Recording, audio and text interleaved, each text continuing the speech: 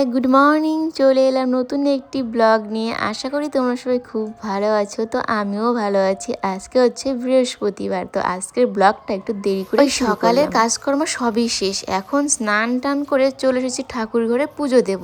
আর যেহেতু বৃহস্পতিবার, এর জন্য সোনুর বাবা আমাকে ফুল কিনে দিয়ে গেল। আর অনেক দিন ধরেই না ফুল ছেড়ে পুজো করতে হচ্ছে, শুধু তুলসী পাতা দিয়ে, কারণ গাছে একটা ফুলও সেরকম ফুটছে না। আর যে গাছগুলো কেনা হয়েছিল সেগুলো ফুল বড় করে ফুটাবে, তারপরেই সোনুরবা ছিঁড়তে দেবে। এর জন্য তো এদিকে দেখো আমি এখন ফুল, তুলসী পাতা, দুব্বা আর বেলপাতাগুলো ঠিকঠাক মতো গুছিয়ে নিচ্ছি, কারণ এক জায়গায় সব দেওয়া তো না, ভালো মতো বের করলে বোঝা যাচ্ছে না কতটা কি জানো। এই বড় ব্লগগুলো শুধুমাত্র তোমরা যারা যারা আমাকে কমেন্ট করো তাদের জন্যই কিন্তু, কারণ বড় ব্লগগুলো এডিট করতে আমার সময় অনেকটা বেশি লাগে, তবু তোমাদের জন্য করলাম। তোমরা কিন্তু আমাকে অবশ্যই কমেন্টে জানাবে যে এই ব্লগগুলো কেমন হচ্ছে, কেমন লাগছে, আরও এরকম ব্লগ দেখতে চাও কি না, অবশ্যই কমেন্ট করবে, ঠিক আছে? তো চলো আজকের ব্লগটা দেখতে থাকো।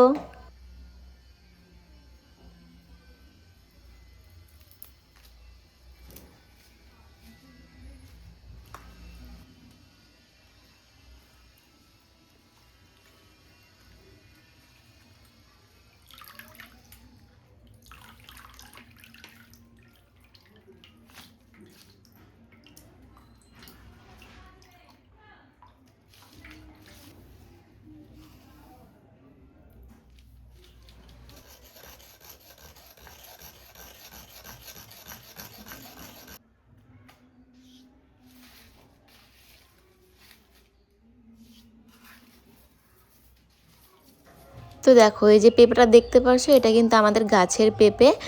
আর পেঁপেটা মানে অনেক কষ্ট করে বাঁচিয়েছি পাখির হাত থেকে। এটা অন্য একটা ভিডিওতে তোমরা দেখতে পারবে। আর এই দেখো পেঁপেটা দেখো, ভিতরে কোনো বিচি নেই। এটা সব থেকে মানে অবাক কাণ্ড, পুরো পেঁপেটাই মানে আর কি পুরো জাম।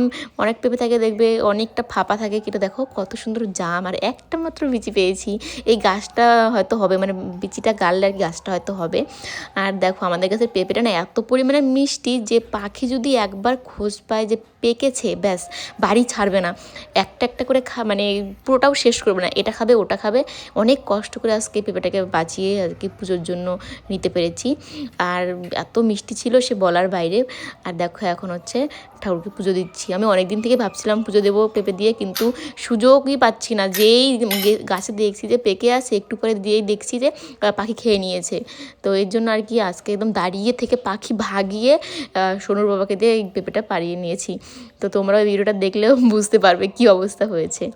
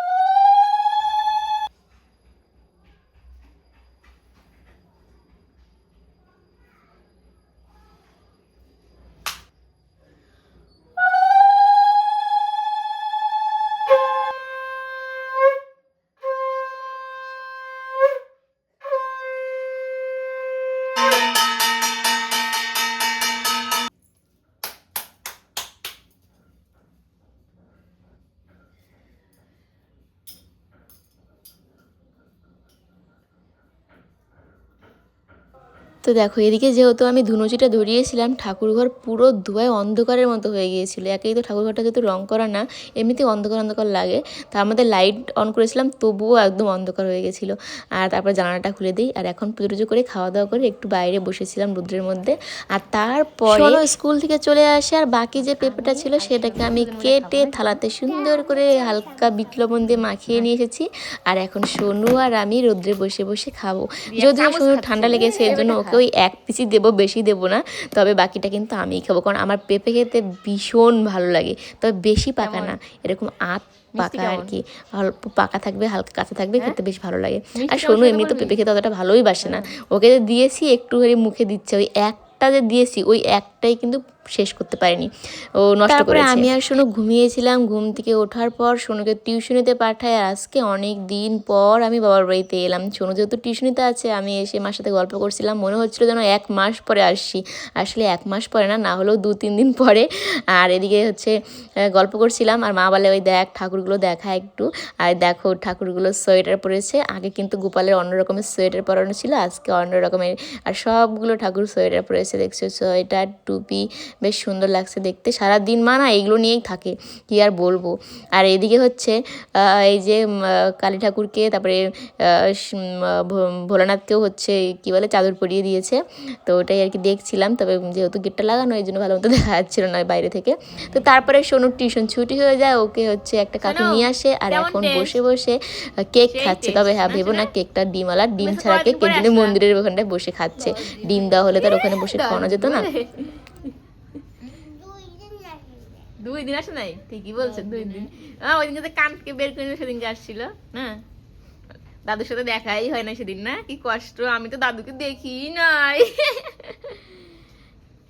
জল খাওয়া বেশি করে, টেস্ট হয়েছে সেই, মানে সেই টেস্ট। ওই মুখটা দেখাও দেখি কেমন আসলে তুমি।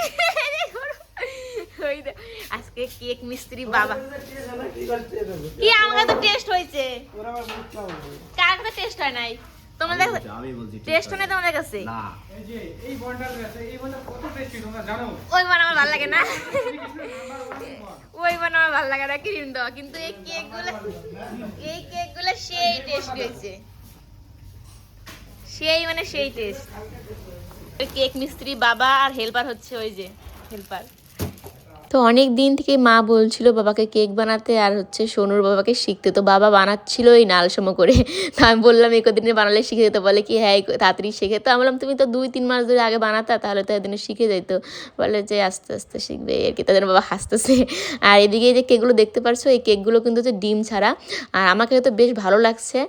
তবে যেদিনকে বানানো হয় সেদিনকে খেতে একটু কম টেস্টি লাগে, পরের দিন যে বাসি হয় কেকটা তখন খেতে ভীষণ টেস্টি লাগে।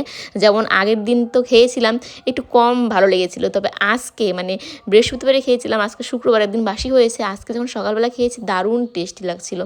আর এদিকে দেখো সোনু আর একটা নিয়েছে খেতে, তাহলে ভাবো ওর কাছে আরও কত টেস্টি হয়েছে। তো আজকে সত্যি বাড়িতে যাই, যেহেতু সোনুর পরীক্ষা এর জন্য এই কদিন আসা হয়নি। আর একটা কথা বলি তোমাদেরকে, যেহেতু সামনেই বড় দিন, এখন সব জায়গায় কেক পাওয়া যাবে প্রায়, আর সব জায়গাতেই হচ্ছে ডিম দিয়েই বানাবে। আমাদের শুধু এমনি আজকে ডিম ছাড়া বানিয়েছিল, আমাদেরও ডিম দিয়ে বানাবে। আর হচ্ছে একটা জিনিস মেন কথা, সব জায়গায় কেক খাবে আর আমাদের বাড়িরও মানে কারখানার কেক খাবে, অনেক তফাৎ, সেটা তোমরা খেলেই বুঝবে।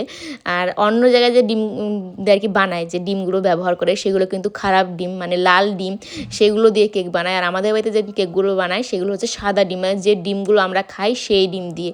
তো লাল ডিমের কেক আর সাদা ডিমের কেক বুঝছোই ব্যাপারটা কীরকম। লাল ডিম মানে সব থেকে খারাপ ডিম, যেখানে মানে কি বলবো, আর এত কিছু বলা ঠিক না। তো যাই হোক, তাই কেক নেওয়ার সময় অন্তত দেখে শুনেই নেবে যে কোনটা সাদা ডিম কোনটা লাল ডিমের কেক। আর দেখো তারপরে বাড়িতে চলে এসেছি, সোনুর আর একটাই পরীক্ষা আছে, এর জন্য ওকে একটু হচ্ছে পড়াচ্ছিলাম। আর এদিকে আসার সময় একটু বাজার করে নিয়ে এলাম, যেহেতু পরের দিন শুক্রবার নিরামিষ, তার জন্য। আর এখন আমি সবজিগুলো কেটে রাখবো পরের দিনের জন্য, আর এদিকে সোনুকে একটু একটু পড়াবো। তো চলো, আজকে অনেক দিন পর বাড়িতে গিয়ে বেশ ভালো লাগলো। আর আমার আজকের ব্লগটা তোমাদের কেমন লাগলো অবশ্যই কমেন্ট করে জানাবে। ভালো লাগলে লাইক করবে, নতুন চ্যানেল সাবস্ক্রাইব করে পাশে থাকবে। দেখা হবে নতুন একটি ব্লগে। সবাই ভালো থেকে সুস্থ করে, টাটা বাই, গুড নাইট।